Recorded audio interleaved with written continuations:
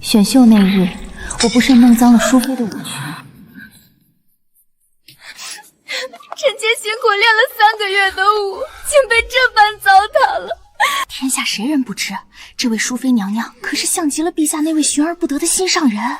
是啊，只要她一哭，陛下的心再硬也得软了。这秀女怕是活不成了。陛下，臣妾瞧着她就心烦，您不许见她，更不准纳她。既然你这般嫌弃，那朕把她赐给别人。奉天承运，皇帝诏曰：兹有秀女楚河，秉性柔佳，朕感其端淑，特降恩旨，准其于宗室王中自选一人为正妃，择日选定，不得有此。臣女楚河领旨，叩谢陛下隆恩。姑娘，您怎么还真谢恩了？这哪里是恩典啊？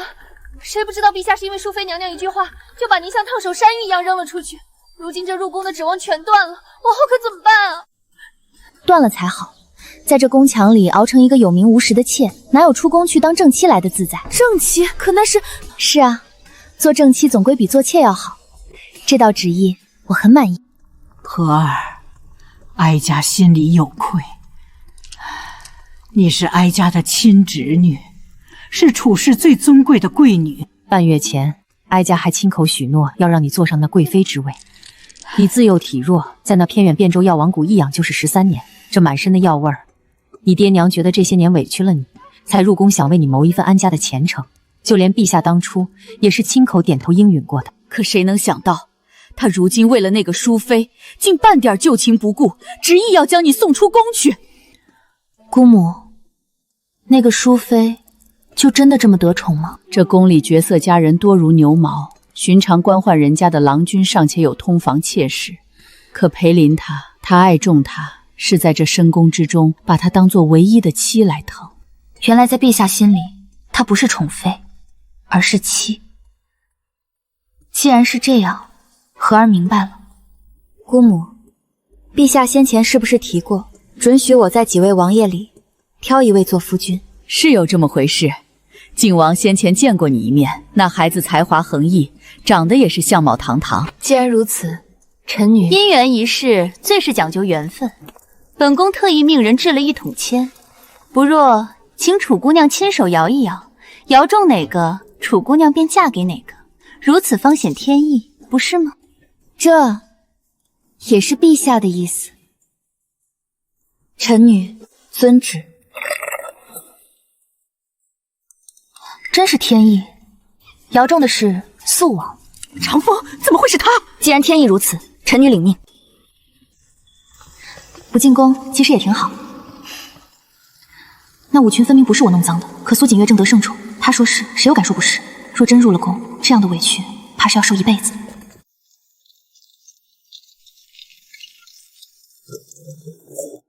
你便是楚家那个三娘。楚姑娘愣着做甚，还不快抬起头，还回陛下的话。不必。是。朕听说你这些年一直待在汴州，朕想向你打听一个人。陛下今日第一次同我说话，我原以为您是要为了淑妃娘娘受损的舞裙问罪于我，或者陛下是想叮嘱臣女往后入了肃王府要安分守己。可我万万没料到，您大费周章停下欲念，竟然只是想打听一个人。陛下，您果然在这儿。您是特意来寻臣妾的，还是来见他的？您明明答应过臣妾的，这辈子都不会见这个女人。朕只是路过，顺口问他一句话而已。哦，臣妾不管，您见了他就是违约，您要罚他，现在就罚。你想怎么罚？那就让他在这儿跪着吧，在这冷冰冰的公道上跪足1个时辰。跪了1个时辰，就因为那个淑妃？没用的东西！原想着你和淑妃眉眼间有几分相似，或许也会像陛下的心上人，借此攀个高枝。没成想，陛下竟然压根儿没看上你。看来你终究是不如淑妃像那个人。哼，你们的算盘打错了。选秀那日，裴离根本就没来得及见我，就被苏锦月哭得心软了。他只说我弄脏了她的裙子，裴离便连正眼都懒得看我一眼。母亲口口声声说像那个人，我倒想问问那个人是谁。是陛下早年间在汴州遇到的一个姑娘，陛下对她用情至深，若她在，只怕今日这皇后之位也唾折可得。只可惜，陛下为了保护那姑娘，怕有人对她不利，这么多年从不曾将她的画像示人。我们也是多方打听，才觉得你有几分胜算，这才是你们一定要让我入宫的真正缘由吧。在药王谷的13年，我一个人闻着药味长大，你们不闻不问，我就在想，怎么偏偏在这个时候突然要把我接回来享福？原来我只是你们做成淑妃替身的一颗棋子。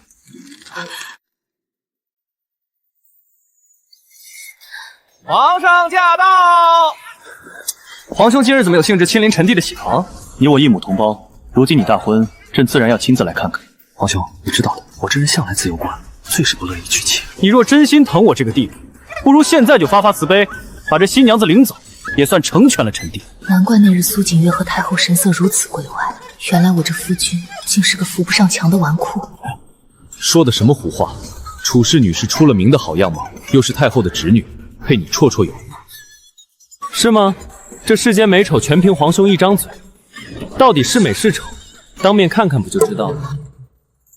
王爷，您这又是何必？大好的日子，这么急着看新娘子，小心她夜里闹脾气，不让你上榻。楚氏向来出美人，王爷您就放100个心吧，总归不会亏了你。回头记得带嫂嫂一块来寻我吃酒啊！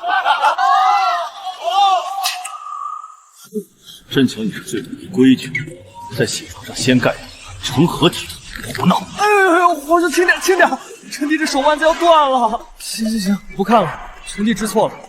皇兄这手劲儿，真是想要了臣弟的命。哎呦，陛下教训的是，苏王爷真是喜不自胜。来呀，送王爷王妃入洞房。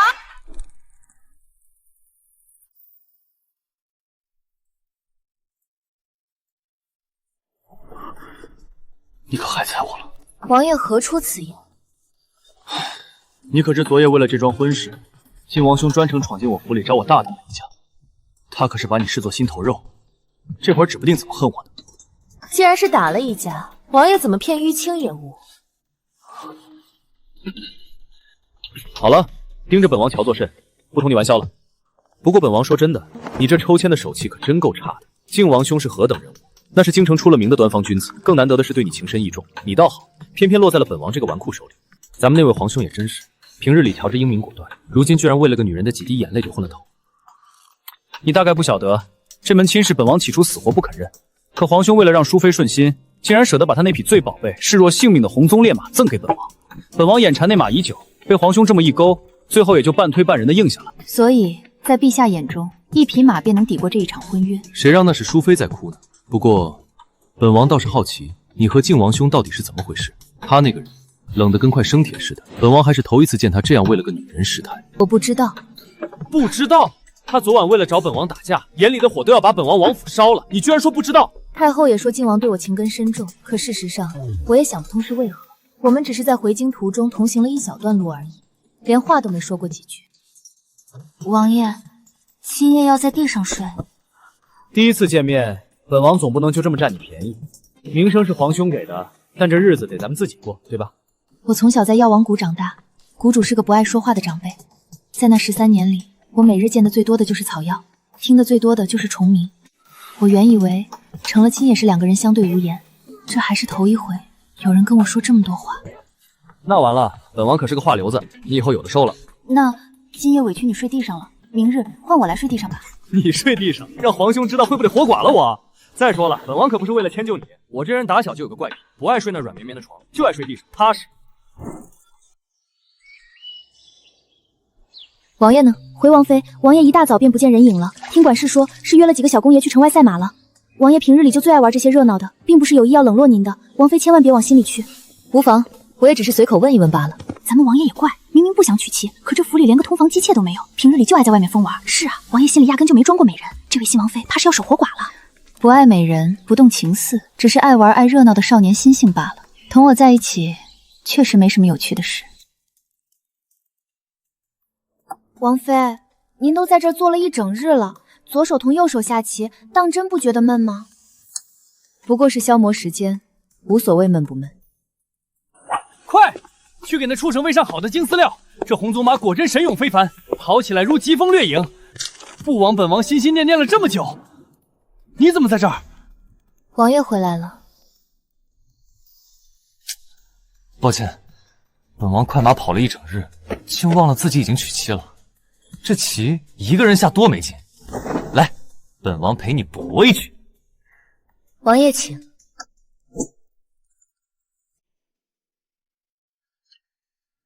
不对，我刚下错了，这一步不算。等会儿，我重下。罢了，本王确实没这个天赋。我皇兄裴林那才叫文武双全，棋艺更是天下一绝。我看你的棋路也不错，若以后有机会，我让他同你对弈一局，如何？天子对弈，臣妾怕是高攀不上。他那个人虽然冷了点儿，但对对手最是敬重。棋逢对手本是幸事，可我同他之间那段经历实在算不得愉快。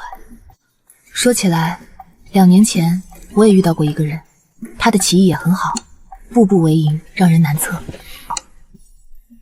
男的？是一位故人。那他必定不如皇兄。这世上论棋艺，还没人能越过皇兄去。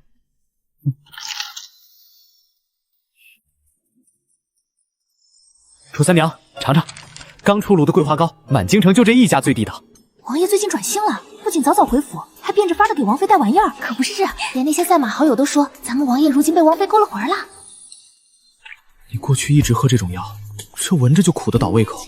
那些庸医是想要你的命吧？我以前喝的比这还要苦上100倍，那时候为了压住药性，不得不喝。这2年身子康健了，便不喝了。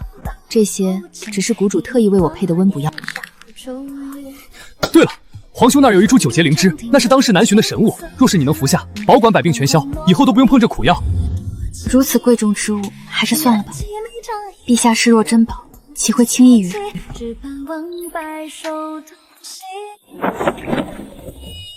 皇兄最疼我这个弟弟，只要我开口，一株药才算什么。等着，本王现在就去给你取来。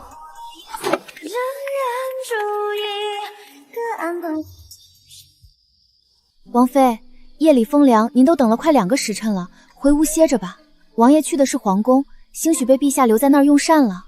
再等片刻。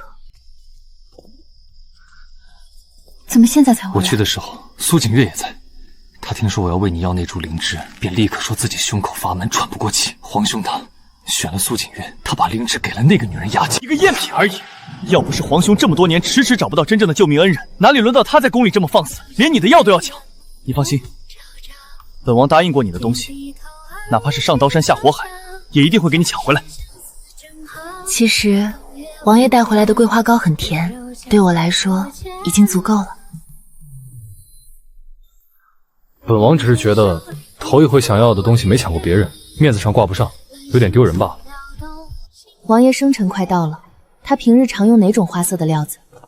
王妃，咱们王爷是个随性人，要说金银玉器，他向来不怎么看在眼里，唯独对他那几匹马，那是爱如性命。投桃报李，总得送件能随身带着的。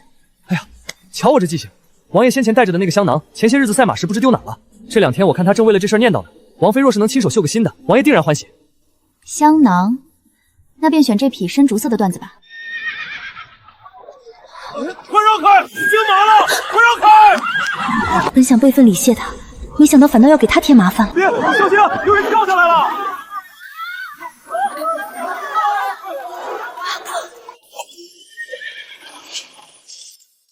多谢公子相救，还请先行放开。是我。公子的声音，我们是否在哪儿见过？你怎会出现在此？2年前曲水河畔一别，我找了你许久，几乎翻遍了大半个汴州。是你，那个在曲水河边摆棋局的人。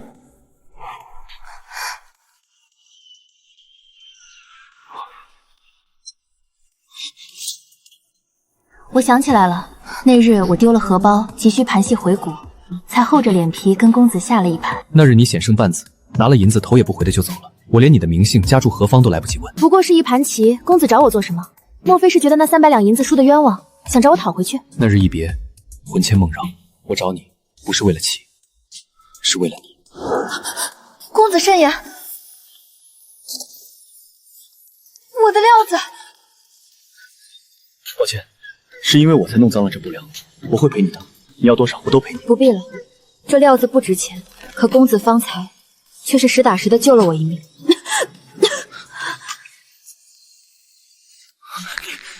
身子还是这般不好。是了，2年前见你时，明明已经是4月天，你却还披着厚厚的大藤，脸色也如今日这般差。不过好在我还有一株。今日多谢公子搭救，不过，公子，我已经嫁人了。嫁人了？你居然嫁人了！是啊，我该回去了，还有人在家等我。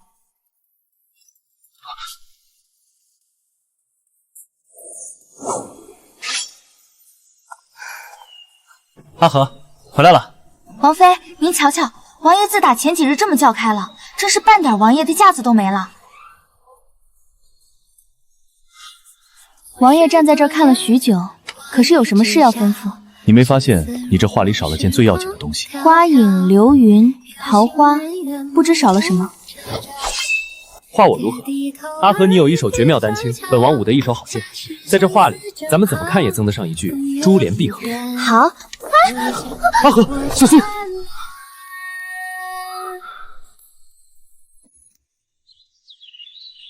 王妃，您快劝劝吧，外头赛马的小公爷们都催了好几回了，说咱们王爷自打那以后跟变了个人似的，不出门了。可不是嘛，马也不骑了，局也不复了，如今居然日日守在府里，就对着这几颗桃花练剑，谁请都不好使。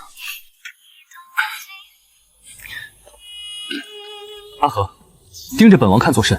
是不是觉得本王今日这剑法又精进了不少？王爷勤勉，是好事。不出门有什么好的？外头那群笨蛋哪有这好玩？启禀王爷，陛下旨意，宣您即刻进宫一趟。自从那次裘灵芝碰了冰，咱们王爷如今一听到宫里的消息，那脸色就跟要吃人似的。他还没在那赝品温柔乡待够吗？这时候想起本王了。阿和，本王去趟宫里，这便走了啊。王妃，王爷这记性，方才侍卫喊的时候您就在旁边，他这话哪是报备，分明是特意等您一句话呢。我等你。得嘞，回见。真是。阿和，你可没瞧见今晚宫里那出好戏？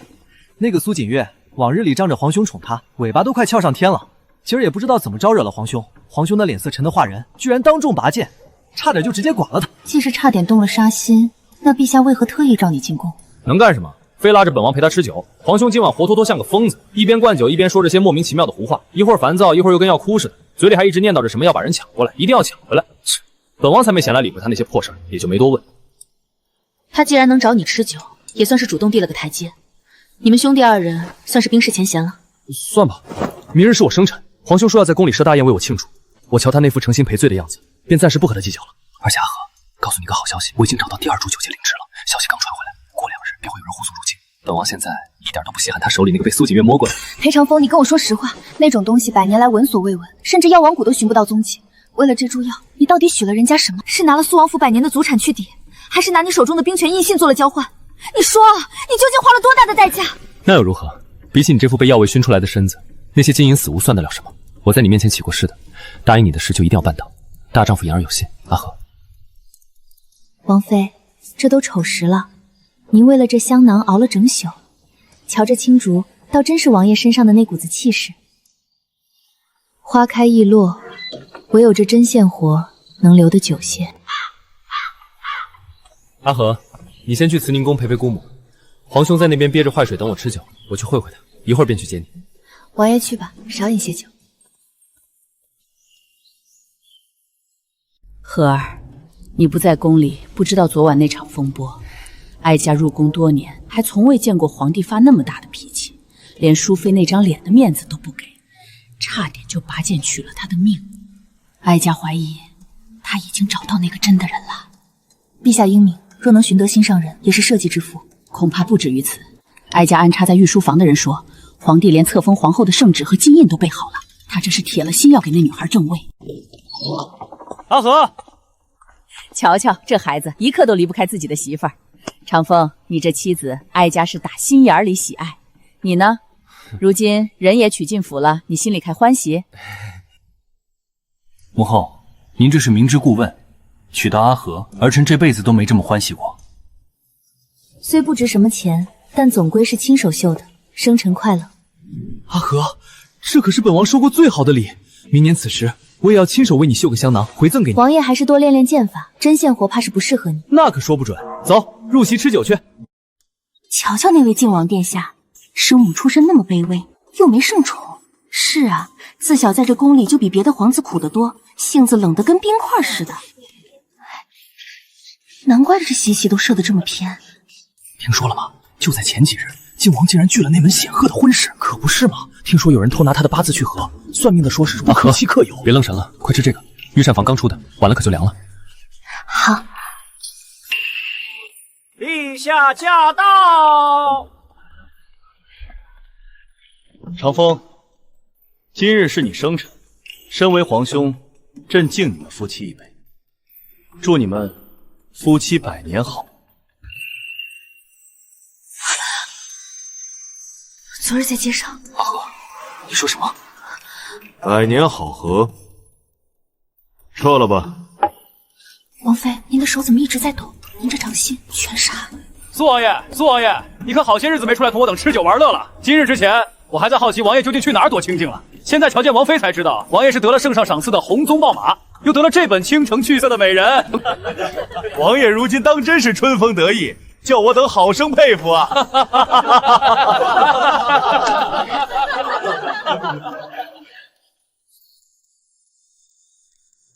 这叫家有贤妻，自然不舍得在外逗留。改日吧，改日一定抽空同你们小聚，到时。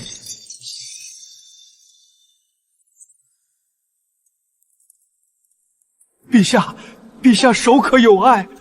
陛下，可是哪里不是？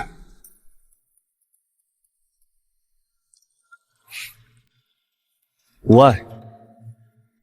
朕方才不过是想到那匹送给长风的红鬃烈马，那马性子刚烈，朕养了多年，如今想起来，竟觉得有些可惜了。王妃，您的脸色不太好，奴婢怎么瞧着陛下这话不像是说马，倒像是说人呢？有人春风得意，自然有人失了宝马，又失了心头好。这月的月俸怎么到今日还没发？往常初一便发了，这都拖了整整5世了。你就别抱怨了，你还没看出来吗？王府最近的开销大得惊人，库房里那些压箱底的宝贝，这几日都被王爷悄悄送去当铺了。什么？王爷那几家日进斗金的铺子呢？他不是京城出了名的富得流油吗？为了给王妃寻那株9节灵芝，王爷几乎把能动的家底都散尽了。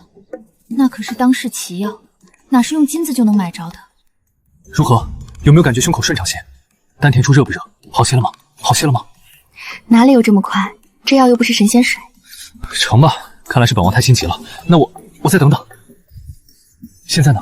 有没有一种脱胎换骨的感觉？除了谷主，你是第一个待我这样好的人。裴长风，此番深恩，我这一世怕是都难偿还了。你这些日子总待在府里不出门，也不赛马了，是因为没银子了吗？想什么呢？本王就算再落魄，也不至于连顿酒钱都掏不出来。本王只是想，我若是出去了，这院子空落落的，我的妻子又得坐在那儿自己跟自己对弈，多可怜啊！不过是不舍得让你孤单罢了。你快瞧瞧，这是姑母才命人快马加鞭从汴州运回来的，稀罕得很。你瞧这成色，同你以前在药王谷见过的像不像？若是喜欢，本王回头就去磨姑母，保管把她讨回来，送到咱们府上去。真的很漂亮，和药王谷后山那些生的一模一样。喜欢吗？朕亦可送。皇兄，你怎么在这儿？这是臣弟陪王妃赏花，皇兄你凑什么热闹？臣妇谢陛下厚爱，只是这花，臣妇若真的喜欢，我家王爷自会送给我。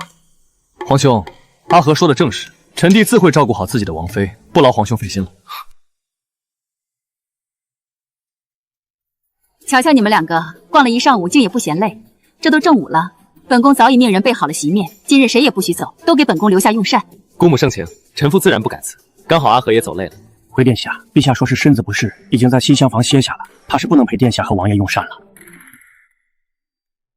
等今日回府，裴林是他兄长，这些往事不该瞒他。王妃饶命，奴婢该死，奴婢该死！烫着没有？瞧你急的，茶是温的，西厢房多的是崭新的衣裙。阿和，让宫女带你去换一身便是，莫要因为这点小事败了酒兴。长风，你我姑侄也许久不曾这样说话了，女孩子家换衣裳，你跟着凑什么热闹？坐下，陪姑娘多喝几杯。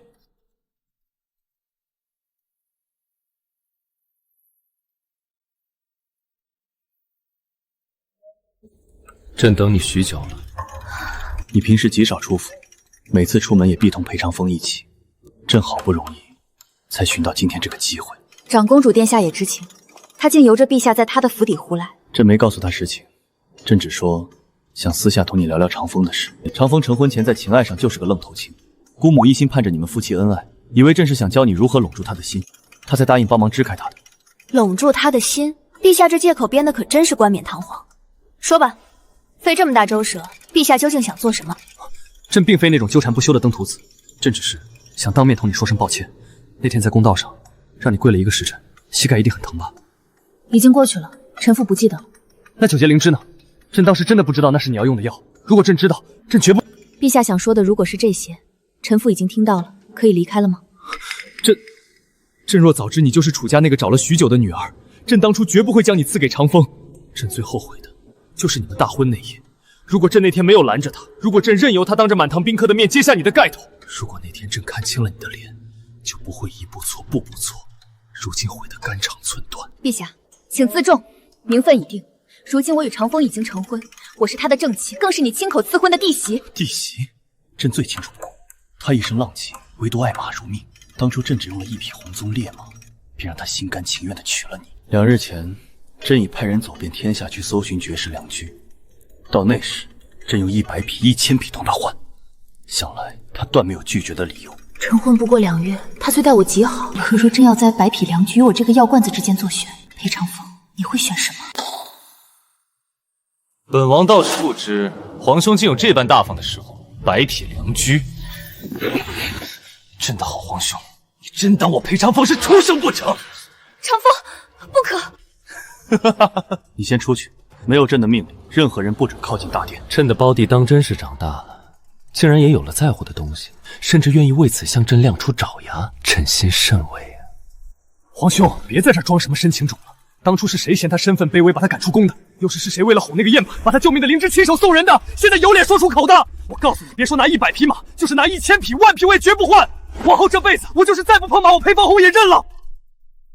阿和，你先去外面院子等我，好吗？我等你。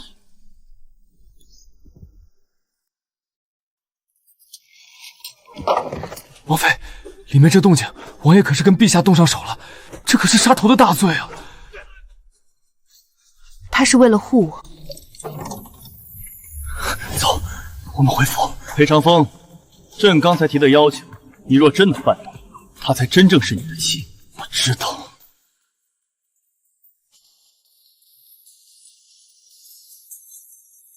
3日后就要去漠北那种苦寒地打仗了，王爷和王妃这赌约立得真是叫人心惊胆颤。裴长风，地上凉，今晚你上来睡吧。阿和，等我从漠北得胜归来，堂堂正正赢了皇兄，到那时我再上来好吗？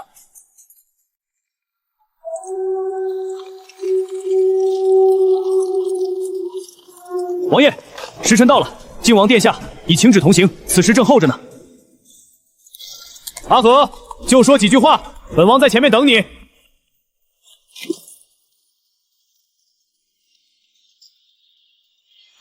楚姑娘，我现在还能这样叫你吗？楚姑娘，你或许不记得了，2年前在那条回京的山路上，我其实受了极重的伤，是你冒着雨替我敷药医治。作为报答，我帮你打跑了那几个劫财的匪土。在那之后同行的一段路里，我一直觉得我们已经算得上半个好友了。所以，当我听说陛下要把你赐给别人时，我整夜未眠。我怕你性子冷清，在那深宅大院里受了委屈，我怕你身子弱，所嫁非人会折了寿，所以我才在那日殿上贸然向太后求娶。我那时想的简单，如果你真嫁给了我，我就为你种上一整片你喜欢的药田。我手里的金银不多，但我会给你买几个像样的铺子让你傍身，哪怕你不同我做夫妻也无妨。只要你愿意，咱们在那靖王府里搭伴过一生，我也心满意足了。王爷厚爱，楚河受之有愧。不过如今看到你与长风姻缘美满，他待你又是那般真心，我是真的为你高兴。昨日我去庙里求了2个平安符，其中1个已经给了长风，这一个原打算留给自己求个心安，但如今我想送给你，愿殿下在漠北岁岁平安。谢了。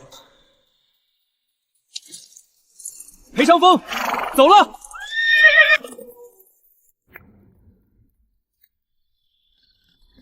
苏王妃，您母家的人又来了，此时就在宫门外候着，说是给您带了些汴州的家乡特产，想见您一面。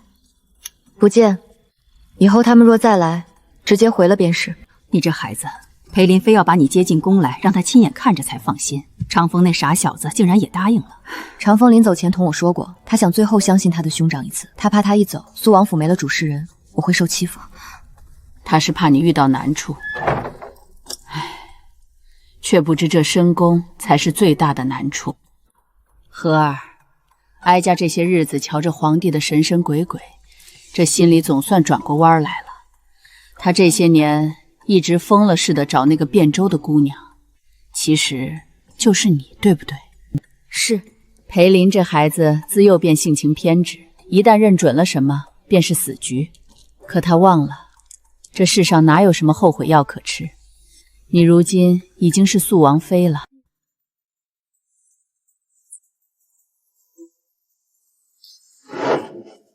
那日选秀看到你的脸，我就知道，绝不能让你进宫。我当初费尽心机把你赶出去，以为能保住我的富贵，可我没想到，他苦苦找了那么多年的心上人，竟然真的是你。若真要论起来，我还要多谢你。我本来就无意这深宫高墙，是你帮了我。我这辈子最风光的时候是因为这张脸，最落魄的时候也是因为这张脸。楚河，看着这张脸，我竟不知该不该恨你了。朕看你是病得不轻，还不快把淑妃带回兰亭宫，让她好好静养。若无朕的旨意，以后不要让她随意出来，免得冲撞了肃王府。今日内务府新进了一批苏杭最顶尖的绸缎，还有几件西域供上来的珠翠。朕已经让他们直接送到慈宁宫了。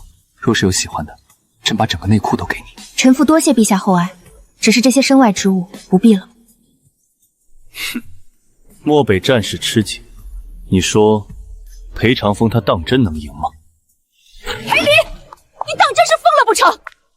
那日长公主府赏花，你便开始打这种主意了。那是你亲弟弟的妻子，你是大顺的皇帝，你竟然把长风赶到漠北去送命，你这是要冒天下之大不韪，要被万民唾骂的呀！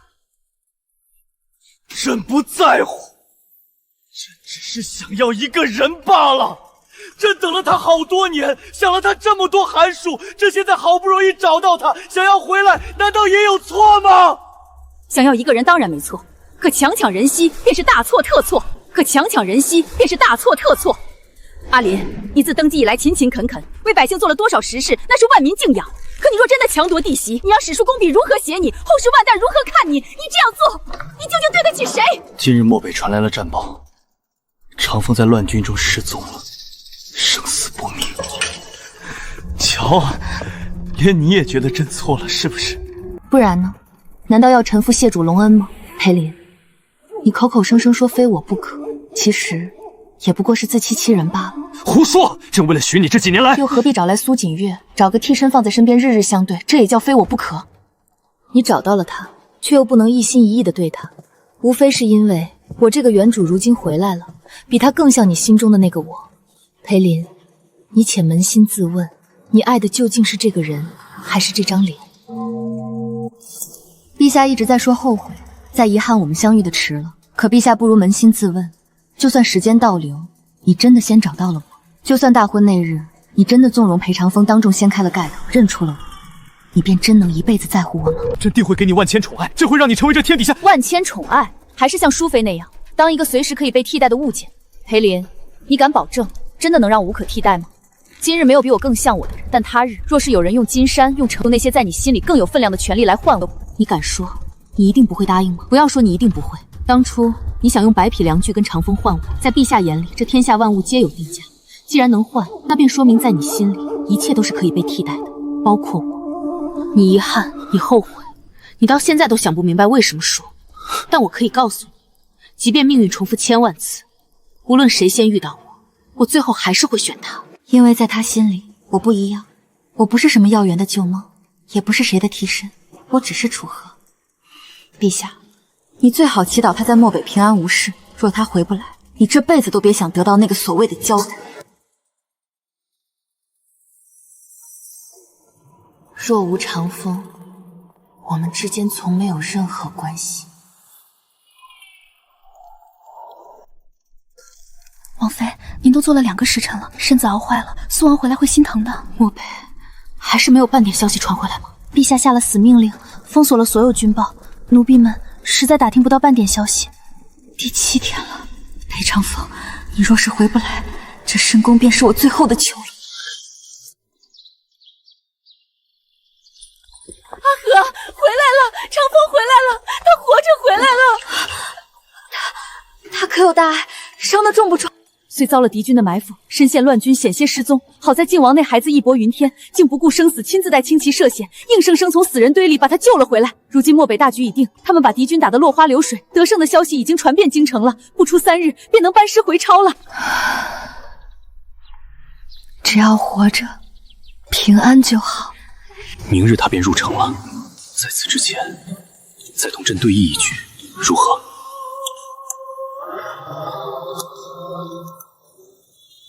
是你输了。是，臣父输了。如今你总算也赢了一次。2年前，朕在曲水河畔设局，与100人对弈，哪怕是当时名宿也难敌朕番号。偏偏只有你赢了。那时朕回过神来，想再同你说一句话，可你拿了银子，走得那么快，连头都没回一下。可朕为何一点都不快意？去歇息吧，这一局朕赢了棋，却终究是输了个干净。好好睡一觉，明日你便能见到他了。王妃慢走。回来了，你们快看，是苏王爷的旗号。师宗王爷这次在漠北以少胜多，大破敌军主力，连靖王殿下都对他赞不绝口。我的少年终于能独当一面了。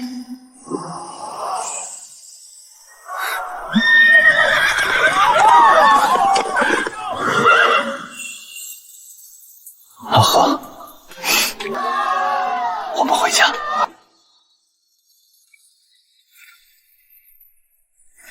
诸位，本王先走一步，剩下的交接事宜有劳副将了。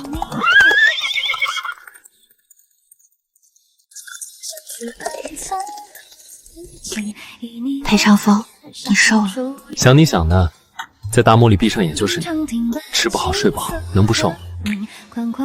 阿和，怎么了这是？是不是有人欺负你了？是不是裴林趁我不在又去毒你了？还是王府里爹娘那边的人给你气受了？你告诉我，我替你出气。王妃，陛下今日又在王府门口守了一夜，太后那边的请柬也催了第3回了。您心里这么苦，怎么就不肯跟王爷提一个字呢？他在漠北拿命拼，这些糟心事绝不能让他分心。没人欺负我，就是太想你了。以后不走了，管他谁下旨，管他什么江山社稷，本王都不走了，再也不离开你了。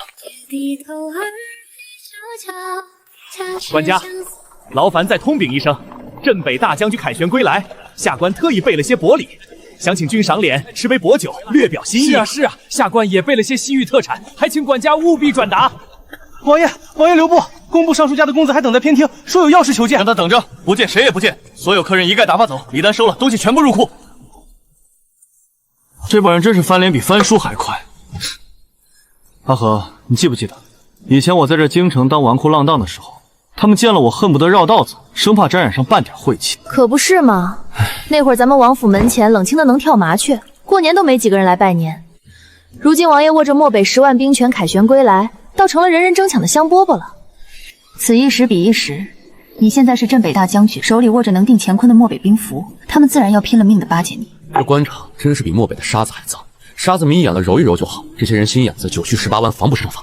阿和，本王不在京城的这些日子，靖王兄可有私下传消息？通过2次信，一次是漠北出战大捷，他怕我在京中担心，特意派人快马加鞭来报个平安。那第2次呢？第2次是张御史的事儿。张御史写了封折子，要弹劾我秽乱宫馗。靖王提前截了那折子，派人过来叮嘱我最近小心些，少出入宫门。张御史弹劾你？他凭什么弹劾你？本王在漠北拿命跟敌军拼，他倒好，躲在京城里戳本王的脊梁骨。折子上写，王府之内妖气横生，说我处侍女狐媚惑主。那老东西当真这么写你？狐媚惑主，他一个领着朝廷皇粮的谏官，竟把这些肮脏水泼到一个深闺女子身上。已经过去了。过去？本王这就入宫，哪怕在金轮殿上打断他的腿，也得让他把这句话原封不动的吞回去。折子没到陛下面前，太后在那日便把这事儿压下来了。张御史也被太后罚了半年俸禄，闭门思过3个月，如今不敢再提半个字。太后，他老人家一向最重规矩礼法，你是他侄女不假，可他更是楚氏一族的领头人。这种坏了女儿家名声的事，他不落井下石就不错了，凭什么要帮你压下来？因为我威胁他了。你威胁太后？我对太后说，楚家若想借着我这层身份，踩着王爷的兵权往上爬，那我不介意把楚家这些年那些见不得光的烂账，一件一件亲口说给陛下听。太后疼的从来不是我，是楚家的前程。比起一张弹劾的宅子，她更怕我真的跟楚家鱼死网破，所以她只能帮我。阿和，你怎么这么厉害？不厉害些，怎么当得稳这苏王妃？说得对，我裴长风的王妃自然是这天下第一厉害的女子。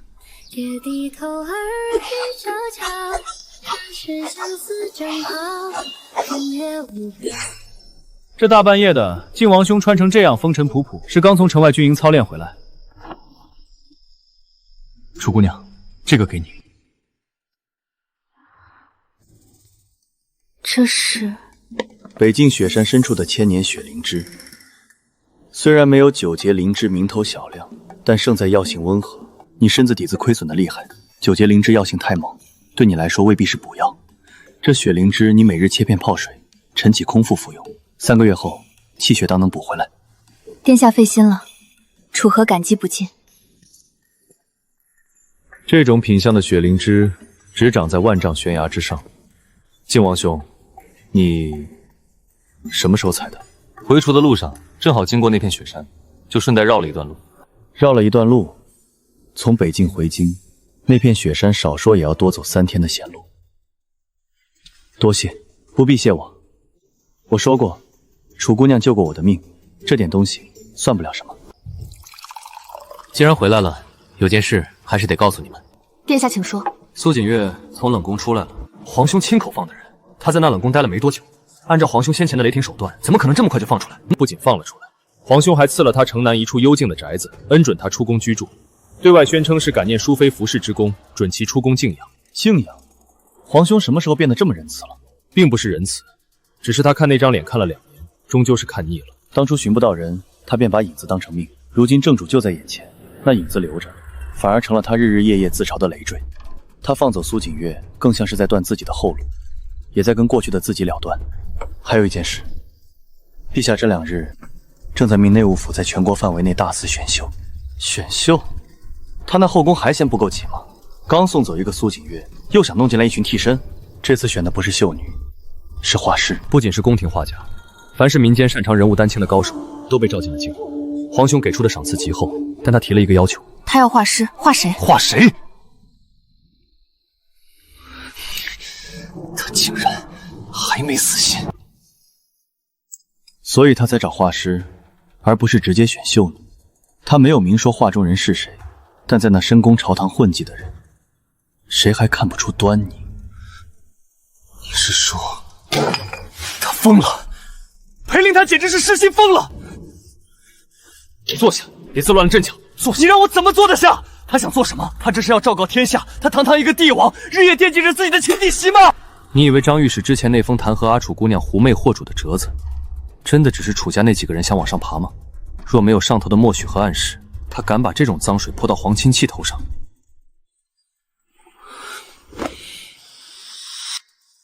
靖王殿下，那幅画现在画成了吗？内务府已经换了3波画师，画了不下100稿，陛下都不满意。画师说，陛下的要求极高，说是要眉目传神，不可失其一分。可那些画师画来画去，陛下都说只有其形而无其神，统统都说不像。那是自然，画师们连见都没见过我，仅凭陛下的口述，怎么可能画得神似？所以这件事暂时还没闹到不可收拾的地步，但陛下似乎并不打算收手。他到底想要什么？要一张纸，还是想抢一个人？阿和，你笑什么？既然他这么想画，那就让他画。阿和，你刚才说什么？让他画？你疯了吗？要是真画成了，裴林那混账非得把他挂进寝宫不可。我说让他画。与其让他这么大费周章的全国选画师闹得满城风雨，不如我们亲手把那幅画送给他。靖王殿下，我想请你帮一个忙。你想引蛇出洞？你说吧，要我怎么做？我要一名宫里最顶尖的画师，不是去给陛下画，而是来给我画。老朽周某见过王妃殿下。王妃殿下，老朽斗胆问您一句话，您是否认识陛下？周先生何出此言？本宫是肃王妃，陛下乃本宫之兄长，何来认不认识之说？老朽前些日子奉旨画一个人，整整3天画了不下100稿，可陛下看一眼便摔一幅，说是没画出那人的神韵。老朽豁然开朗，陛下要画的那个人不仅生得与王妃有7、8分相似，就连那眉眼间的清冷神态，简直是天下之大，生得相似的人多了，苏锦月不也生得极像陛下的一位故人吗？周先生，画得如何了？成了，请王妃一步。眉目传神，灵气逼人。周先生这宫廷第一画手的名号，果然名不虚传。是王妃天姿国色。这幅画本宫非常满意，所以想请周先生再帮本宫最后一个忙。王妃请讲，只要老朽办得到。这幅画请先生亲手呈给陛下。王妃，这万万不可！私传后妃画像给陛下，这是掉脑袋的大罪。老朽家中尚有老小。你怕什么？你就说你今日偶然得见肃王妃容貌，与陛下近日寻觅的那位画中人十分相似，这才斗胆连磨了一幅呈上。陛下若是一怒之下，陛下不会怒，他只会赏你。你放心，靖王殿下会在宫中为你周旋，只要这画进了御书房，本宫保你不仅无罪，还会名利双收。老朽遵王妃命。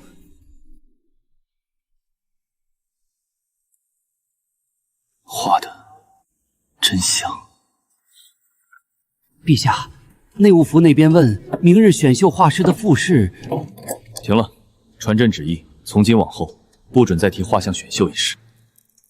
那幅画终究是送到了他手里，荷儿，你这一步走的实在太险了。险吗？姑母，我只是让他看清楚，他这些年心心念念要找的人到底长什么样。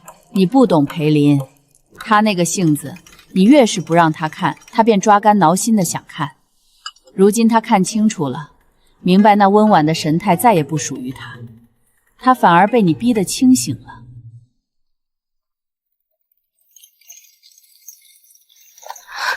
起来。那幅画是你找周画师画的？是。为什么你就这么急着跟朕撇清关系，甚至不惜亲手画了画送进宫？因为陛下想画一个人，却始终画不出来，无非是因为陛下根本不知道那个人长什么样。臣妇身为弟媳，只是帮陛下看清楚，以免陛下被那些凡夫画师误了心神。画中那个人眉眼含笑，是朕从未见过的模样。然后呢？阿和，你看清了朕，也让朕看清了你，那然后呢？朕该如何？然后，陛下应该清醒的知道，臣妇如今已经是肃王正妃，无论陛下手里有多少画，这身份终究是陛下亲笔赐下的，改不了。朕知道了。王妃，宫里出事了，城南那处宅子传回信儿，说是淑妃苏姑娘今儿一早投了卵。人怎么样了？救得快，命保住了。可那处的人说，苏姑娘醒来后，整个人都疯癫了，嘴里一直喊着您的名字呢。她终究还是恨我，在她心里，是我抢走了裴林的宠爱，是我把她害进冷宫。他疯了，那是他自己作的。当初选秀，他若是少几分心机，也不至于落到今天这个下场。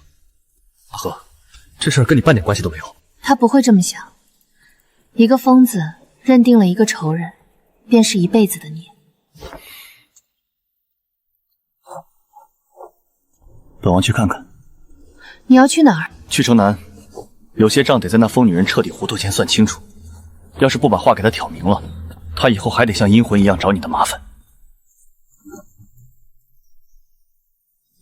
王妃，王爷都去了1个多时辰了，城南那宅子邪乎得很，要不奴婢派人去迎迎？不必，裴长风那脾气，谁也拦不住。怎么了？见到苏锦月了？见到了。那女人疯得厉害，一会儿哭一会儿笑。你跟她起冲突了？冲突谈不上，我只是跟他说了几句实话。我告诉他，皇兄心里从来就没有过他，他不过是皇兄自欺欺人找来的一个影子。我还告诉他，他最不该恨的人就是你，要恨就去恨皇兄。是皇兄把他关进冷宫，也是皇兄把他当成了替身。那他怎么说？他的反应和你一样，他先是大哭了一场，哭得嗓子都哑了。可哭完之后，他突然盯着我问了一句话。什么话？他说：“裴长风，那你呢？你娶楚河，不也是因为陛下下了一纸诏书强塞给你的吗？你对他又有几分真心？”阿和，你信我吗？信什么？信我不是因为那道圣旨才对你好的，信我娶你不是为了应付皇兄，也不是为了那匹马。我信。你不问我为什么，也不怀疑苏锦月说的话？不用问。裴长风，一个人对你好不好，不是看他说了什么，是看他做了什么。你回城那天当着全天下人的面说阿和我们回家，这些不是圣旨能逼出来的，更不是做戏能演出来的。阿和，你怎么什么都看得这么明白？因为我不傻。陛下刚下的旨，封晋王兄为安北王，赐北境3城为封地，世袭罔替。北境3城，那可是边境要塞，陛下这是……皇兄这是想开了，不仅是放过了靖王，也是放过了他自己。长风，楚姑娘，我要走了。北境那个地方不比京城，苦寒得很，多带些厚实的衣裳，别硬扛。我又不是3岁小孩子，不必啰嗦。给你的。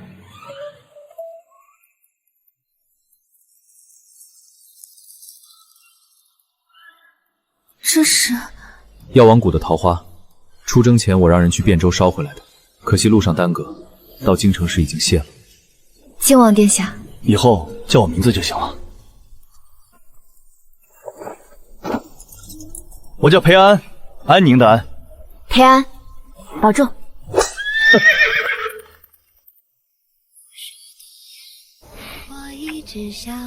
阿和，